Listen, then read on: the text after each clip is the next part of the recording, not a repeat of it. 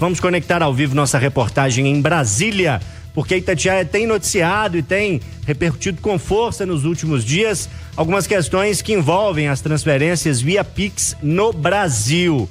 O Jonathan Ferreira está conectado e tem notícias sobre esse assunto. Jonathan, a novidade é um anúncio do governo federal, é uma novidade positiva para o consumidor?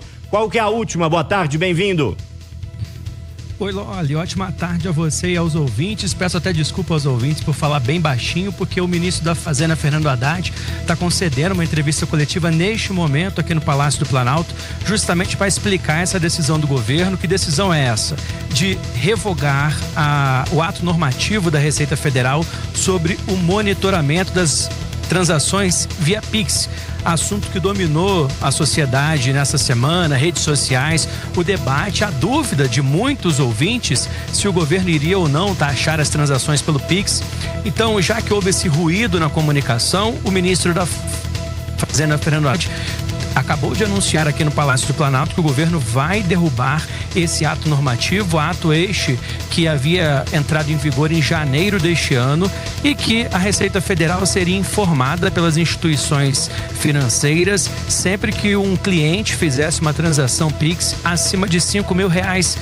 E para as empresas, essa transação seria no valor de 15 mil. Sempre que ultrapassasse esse valor, os bancos iriam avisar a Receita Federal. O governo alega que em momento algum foi discutida a possibilidade de taxar o Pix, que é o sistema de pagamento que foi implementado pelo Banco Central. Mas como houve esse ruído, principalmente nas redes sociais, de que o governo teria a intenção de taxá-lo, o ministro Fernando Haddad anunciou agora há pouco que o governo vai derrubar esse ato normativo. O foco do governo é não gerar ruído para facilitar a aprovação do orçamento de 2025, que está nas mãos do Congresso Nacional. Esse orçamento tinha que ter sido aprovado no ano passado, mas como não houve acordo sobre o texto, ele será votado a partir de fevereiro, quando vai ser retomadas as atividades no Congresso Nacional. A gente lembra que os parlamentares estão em período de recesso.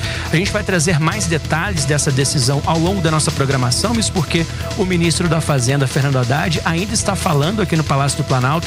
Ele está acompanhado do chefe da Receita Federal, o Robson Barreirinhas, e também do advogado-geral da União, Jorge Messias.